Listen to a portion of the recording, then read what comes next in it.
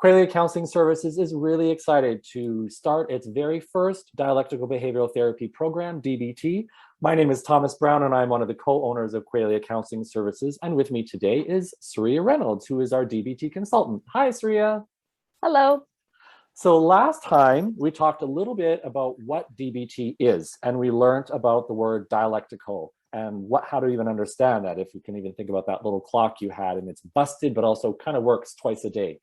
So today, I'm really curious to hear from you, who would benefit from learning some DBT skills, or maybe put another way, what type of problems or challenges are best suited for learning these DBT skills?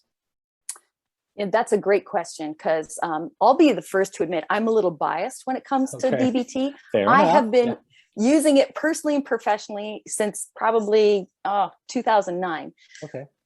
But in a nutshell, everyone can benefit from these skills. Okay. Honestly, we're talking about, everyone's identifying how it is to have a bad day, and then our thoughts and our emotions overwhelming us. Mm-hmm. So basically, anyone who is living would benefit from this. Helps to be alive. Okay, good. Yeah. Now, that being said, it really has been geared to persons who can appreciate, like it's an abstract kind of notion sometimes about using imagery or trying to understand things from a different perspective. Okay. And so I would say some people who may have like a dementia, or who are floridly psychotic, who can't really be here in the now, that wouldn't be helpful at all. Okay. And that's not the goal of DBT. We want to be helpful. Right. So to be able to look at persons with emotional dysregulation issues, or constant notions of self-harm, or thinking that they don't measure up.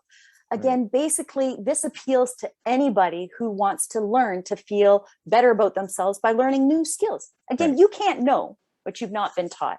Right. And unfortunately, we don't all have the best of experiences or upbringing. Right. Okay. So just to tease that out a little bit more, so you were saying people who have some problems with emotional dysregulation, meaning they maybe have some really big emotions that are kind of hard to control. Is that what you mean by that? Yeah, absolutely. And maybe if you think about how we all learn things, right? If you're in an environment where you're stressed, or you're just kind of always running, or you're thinking about coulda, woulda, shouldas, right? You're not being present. Okay. And our bodies, it's again biosocial of us to kind of go, wah, I don't know what the heck to do.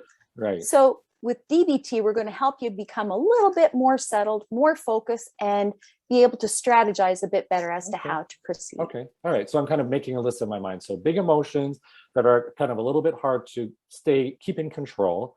People who might be kind of scattered, where it's hard to sort of stay focused, or what we, therapy word we use, grounded or present, but kind of staying within ourselves. So that would be another thing. And isn't there something where maybe around relationships, where people sort of have a harder time is that right, 𝗦𝗢𝗓? Absolutely, absolutely.